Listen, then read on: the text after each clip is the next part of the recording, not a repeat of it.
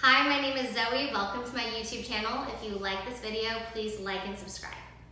Hi, my name is Zoe. I'm a financial expert. My background is actually in nonprofit and social betterment. Since transitioning to the financial industry, I have helped thousands of people to build wealth and get out of debt. And I've been being asked by many people, in fact, we had over 800 requests just yesterday, to do a video specifically on our steps for getting out of debt. We have probably eliminated close to 50 million plus debt of our clients in the last couple of years alone. So I wanted to go over all of the steps with you and see if I could bring you some added value. Step 0 is your mindset. A lot of people get very, very stressed out, and in fact, their debt actually drives them psychotic or crazy in some way. So the first thing to see and acknowledge on the debt is, why is debt making you feel that way? The best description I can give you on why is debt causing this reaction in you is that debt, by definition, is in the past. You paid for something, you used money for something that already happened. So now what you're doing is you're now trying to pay for something that is pulling your attention into the past. Now, if a person, and this is just coming from my counseling background, right? If a person has their attention fixed on the past wholly, or in a large degree, that causes them to have some type of psychosis. It causes them to go crazy. So just by acknowledging that debt, by its very nature, is actually psychotic, will probably make you feel a little bit better. The next thing that you have to understand is, if you are constantly handling your debt and you're just getting by and you're living paycheck to paycheck or week to week or month to month, then your attention is being fixed fully just in the present. And when someone can't take their attention out of the present, that actually creates a neurosis for them. That's neurotic. So imagine you're in debt, your attention is constantly being pulled into the past. You can only think about your bills right now, what you have in the next week, the next month. You can't create and put your attention into the future. You basically are dealing with a constant daily psychosis and neurosis. So when you actually start to put your future goals and dreams there, you start building anything that you want financially, whether it's long-term savings, short-term savings, you want to buy a car, you want to get a house, you want to build education funding for your children, you want to do anything that requires you to think into the future, that is actually the definition of sanity. So the reason that we want to handle your debt really is so that you can move all of your attention from the past, the present, and into the future, because that is what's going to bring you true happiness. So the whole point and purpose of getting you out of debt is to make you happier and make your life a lot better. Step 1. So naturally, when someone is in debt and it's bothering them so much, they're going to be thinking about their debt. Everything is going to go towards their debt. Everything that they have coming in, their income, they're just trying to pay that debt down, pay that debt down. Now, what I want you to think with is that your actual first step in getting out of debt is to focus on how you can make more money. So whether that's, you can take something that you're already doing and increase that, or a lot of people pick up extra work or a side hustle, but that is actually where majority of your attention needs to be on, not as much on the debt itself, but on how you can make more money, because no matter what, you have to make more money to get out of debt. There's only so much you can cut back, especially if you're already living paycheck to paycheck, week to week or month to month. So your primary focus actually has to be making more money. That has to be above everything else. Just this week, I was talking to a client that I've had on the debt program that has been systematically eliminating their debt, and she asked me what her focus should be on. And I told her that she needs to work on how to make more money. So what we actually did was we talked about ways that she could increase what she was already doing, increase the income that she's making at her current job, pick up some extra work. I let her bounce ideas off me. I gave her some sort of tips. One thing that I do personally do, besides just counseling and just being a person for you to rely on, and every member of my team is actually trained to be able to be that type of person. We actually offer additional ways that you can make money. So if you have any interest in reaching out about that, feel free to shoot me an email or DM me, and I can give you more information. All right, let's get into step 2. Now that you're focused on making more money, The next thing that you need to do is you actually need to analyze how much you make versus how much you spend, and what are you spending your money on. This is a very powerful step. You can do this by just writing it down on a piece of paper, or you can open up a Word document or an Excel spreadsheet. If you want, I do have free downloadable PDFs, and all you need to do is click the link below, give me your contact information, and I will send it to you. I will tell you though, that we do have agents in our team that would be happy to sit down with you for free and go through this. Now, the value of using a financial professional to do this is that someone who does this with many families would also be able to see what you're spending on different things and may be able to help you see where you can save more money. Most people have about half of their money going towards expenses, a quarter of their money going to taxes, and a quarter of their money going to debt. Sometimes I find people with a much more of their money going towards debt or taxes, but that's a usual situation. So if you have a financial professional who does this for a living, who can tell, wow, you're paying extra on those insurances, or maybe you have, added unnecessary expenses and bills that you have no idea about. I find clients that are on subscriptions they don't know about. A lot of clients actually have no idea how much they spend eating out and at grocery stores. I'll give you some examples. Like one of my first clients that I sat down with, she thought that she was just wasting my time because she said, I'm negative every month. I promise you, you're giving me a free analysis and I feel horrible because I won't be able to do anything or buy anything from you or anything like that. And I said, don't worry about it. I do this because I want to help you. And what we actually found was she was spending a couple $100s a month on Starbucks, and she didn't realize it because she would go in and swipe her card on really small transactions. Now, we were able to just change this very slightly, and she was then actually able to afford her car insurance, which she was going behind on every month. I've also had people come into my office who didn't realize they spent thousands of dollars a month eating out. These are sometimes very extreme, but I'm telling you, being able to just face what do you spend versus what you make is so powerful. That in itself is worth everything. Now, I always tell people my job is not to tell them to spend less money, okay? I want people to look at it and decide for themselves, is it worth it to me or is it valuable? And if they want to make some adjustments because something that's more important to them is being neglected because of it, that's up to them. So I never want someone to feel uncomfortable coming to me or feeling like they can talk to me about that. Some people love Starbucks, some people have things that they love spending money on, and it is not my job to make people feel uncomfortable or unhappy about their purchases. My job is to just let them see it and kind of decide how they want to go moving forward.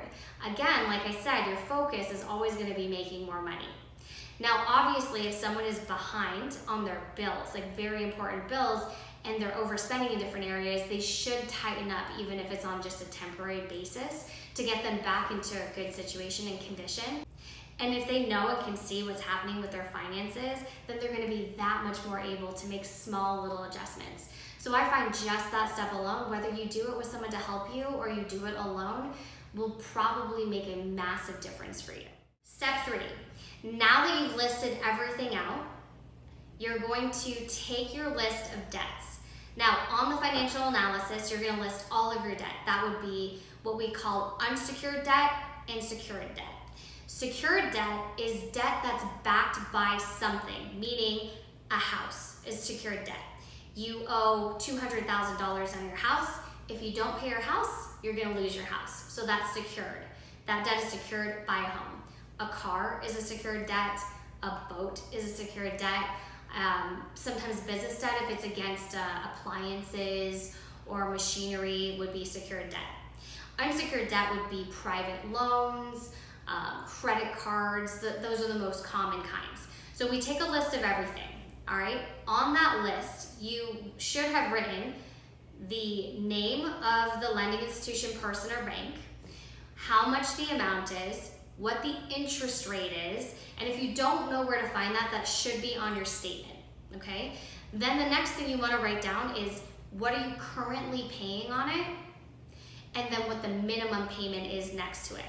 So we take that list and we organize it. The first thing that we're gonna look at is secured and fixed debts. We're gonna move to the side, okay? We're gonna take a look at a couple of things. We're gonna look at all of the debts in sequence and what their amounts are, what their interest rates are. There are two main ways that you can go about paying off debt. One is debt stacking and the other is debt snowballing. Debt stacking as a method is taking your highest interest rate debt that you have and paying and focusing all of your attention on that and paying that down first while you keep the rest of your debt on minimums. What I find with people regularly is they don't pay their debt correctly. They just randomly pay a little bit extra. They know if they pay a little bit extra, or they're just paying minimums if they can't do anything else. They pay a little bit extra, eventually it'll go down. That is not a strategic way, and you will be paying a lot more interest over time when you're not doing it strategically. Debt snowballing as a method is where you take the smallest dollar amount debt first and you pay that down, and then you take the next smallest and so forth. Depending on the way that your debt is structured, you have to determine whether debt snowballing is going to save you more money or debt stacking. I do find too there is a mental aspect of handling these two, depending on what works best for you. You can choose that. I know with snowballing, one of the things that even if it wouldn't technically save the person more money and interest, it keeps them motivated. As soon as they finish that $300 debt, they can jump onto the next one and next one and next one. It is sometimes the case where debt snowballing actually does save the person more money, especially when they have a lot of little cards where the minimum payments are actually pretty high. Like, I'll give you an example. Let's say a $300 credit card has a minimum of $25 to $50. Well, if you had a zero interest card that was $2,500 to $5,000 of a balance, your payment could be $25 to $50 on a higher balance card. So in that case, sometimes debt snowballing does work. Now, there are free calculators online for debt stacking and debt snowballing. I'm gonna put a link below so that you can go to these, and we should be adding these to our own website pretty soon as well. But there are many different ways that you can just enter in the information that you put down on your debts, and you can calculate whether debt snowballing or debt stacking is going to be the right thing for you. Now, one of the things I want to stress for you is when you decide on how you're going to go about paying your debts, we want to have a fixed amount that goes to your debt every month, and we don't want that to cut across you paying yourself first, paying your bills, and saving money. All right, why do you pay yourself first and why do you save money simultaneously? So this is a very, very, very key point. And what I find in the difference of the way that a wealthy person thinks and a poor person mentality is that a wealthy person always pays themselves first. They always look at how to create more money, and they always putting the future there, okay? This is such an important habit to get in. And I will talk to people who are paying debt down for years, and the only product that you have at the end of that, if they've managed to make any progress, is that they have less debt. They still don't have more money, right? Which, as a target and a goal, having more money is more important even than paying the debt. We already went over why does debt make people crazy, and so it's understandable that they want all of their money going towards the debt. But here's the problem. Debt was a solution to a problem that shouldn't have existed in the first place. If you had money, you wouldn't need to go into debt to start with, okay? So what does that mean? That means you need to build that money simultaneously, because here's the thing. If all you have is a way to get into debt, then what happens the next time you have an emergency? You're gonna go back into debt. If you don't build your reserves or savings, you're gonna keep going back into debt. In fact, the amount of clients that continuously go to debt settlement or debt relief programs that have done it before is astonishing. I have dealt with clients that have done it 3 times in a cycle of about 30 to 40 years, where they're constantly every 7 to 10 years doing some type of consolidated settlement or bankruptcy, because they're continuously falling into the same trap. The other thing is that people tend to make what they need, spend what they make, and always try to spend more than they make, no matter what amount of money they make. So I have clients that make $30,000 a year. I have clients that make 7 figures. They make over $1 million a year. They all have the same problems. They make what they need, they spend what they make, and they try to spend more than they make. The millionaire tends to actually have more debt, nicer stuff, possibly bigger problems sometimes. So the thing is that you have to get a habit in. I think a really good analogy, which I can relate to, is like, let's talk about my personal weight loss journey, right? I lost over 120 pounds, and it was such a battle for me my entire life. I mean, I battled with my weight since I was 9 years old. I was over 300 pounds at my heaviest. I would yo-yo and go up and down. And finally, I just said, I need to work with like a trainer. I need to work with a nutritionist. I need a doctor. I need a team to help me get educated, get my discipline in, find out what were my bad habits, and get it in. My biggest, most successful thing was to get a trainer who pushed me and helped me and get education and get any assistance that I needed. And financially, it's the same thing. One doesn't just stay wealthy or have money all the time unless they constantly practice on a daily basis. Just like when you're getting fit and in shape, you go every day or you go every week or whatever your routine is, you're constantly doing that. Because you could let yourself go and your body could get really unhealthy because you're not taking care of yourself. Same thing with finance. Finance has to be a disciplined activity that you do consistently. So when you're saving and you are, handling your debt concurrently, at some point, your debt is gonna come down here and your money is gonna come up here. Now that you have money, you don't have to keep doing this, okay? You can be in control of this. You can do whatever you want with this. If you had a bunch of money, you would not be as concerned about your debt. Whether you were, leveraging it to do things with real estate or anything like that, you don't have to be concerned about that when you have money. In fact, people who have a lot of money aren't as stressed out about their debt because they know they have more money than they have liabilities. So this is so, so important. I'm gonna tell you my rule of thumb on whether your debt stacking and snowballing method is going to work to get you out of debt, and when do you know that you might need to review and look at other products or solutions. My rule of thumb is you should always have minimally 10% of your money going towards long-term. That could be retirement, reserves. You're never gonna touch that money. That is literally for a rainy day. 5% of your money should be going into a dedicated emergency fund, and you should have at least 3 to 6 months of income stacked up.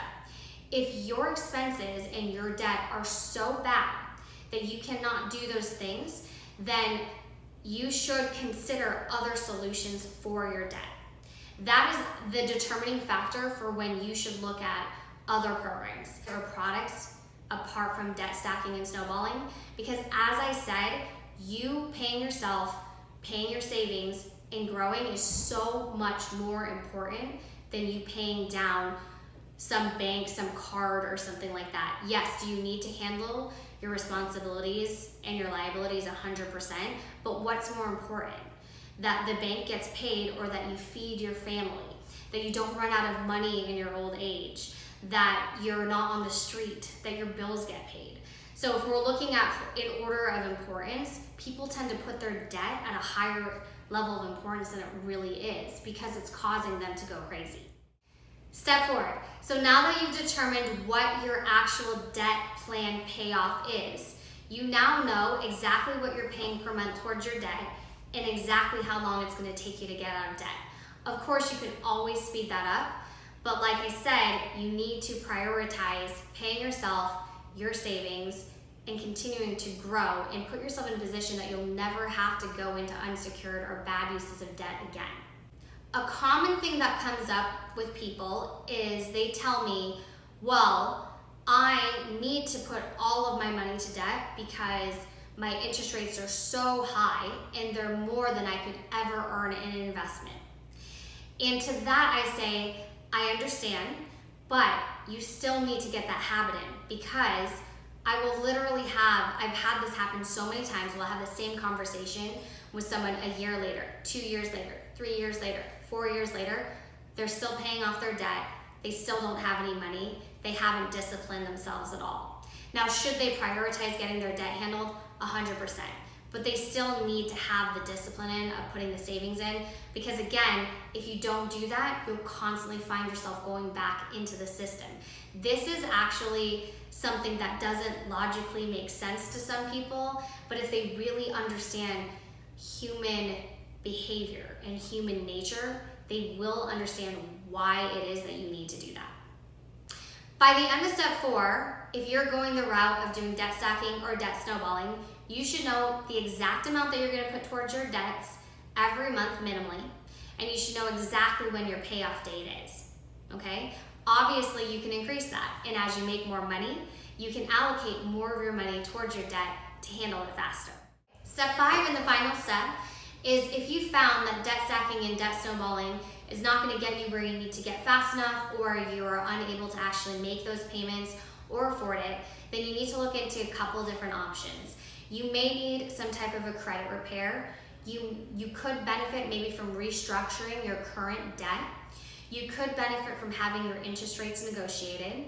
You could possibly need some sort of consolidation, negotiation, or settlement program, all the way to potentially needing to do a bankruptcy. Now, the decision and looking into which of these would be applicable to you is actually a very important one to make. And you can definitely research this for yourself. I have found a lot of conflicting information online, especially when you Google. And I think the best thing to do is actually set an appointment and sit down with someone who specializes and understands all of these different things.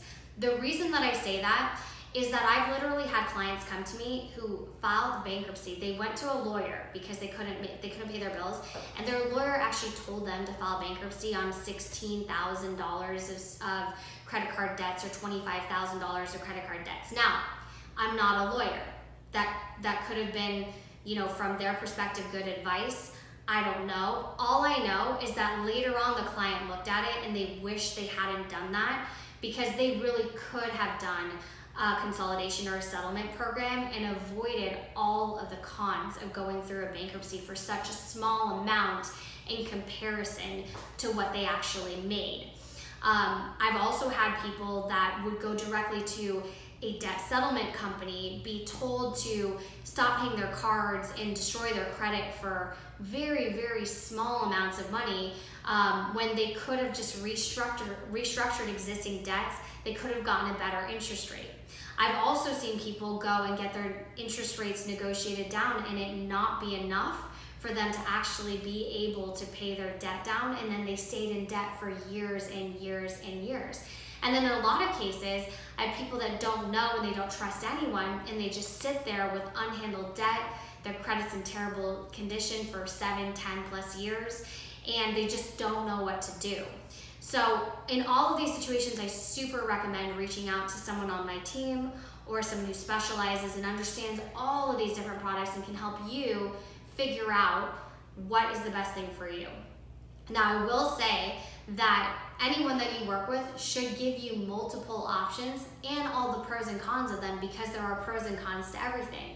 There are pros to only negotiating your interest rate, but there's also cons. There's pros to doing a settlement program. There's also cons. There's pros to doing bankruptcy. There's also cons. So you should know all the pros and cons of all of these different options and be able to choose the thing that actually fits for you and is best. All right, so to summary, step 0 is mindset. Your head needs to be in the game. Step 2, make more money. Step 3, analyze all of your expenses versus the money that you make in, listing out all of your debt. Step 4 is to determine the debt handling, whether it would be debt stacking or snowballing, concurrently to saving and putting money away. Step 5, if debt stacking and debt snowballing are not the right methods and are not going to get you out of debt, then you need to review loan restructuring, credit repair, debt consolidation, debt negotiations, or bankruptcy. So those are my steps. The final thing that I want to tell you, and this is the most important thing, is that getting out of debt, your plan should all be directed towards making you a happier person. If you are not happier as a result of whatever handling that you're doing, you're probably doing something wrong and you need to get on track. All right, well, that's all for the video. I hope that this gave you some value and helped you out. If you have any other questions or you want to reach out to me, comment below and like and subscribe to my videos.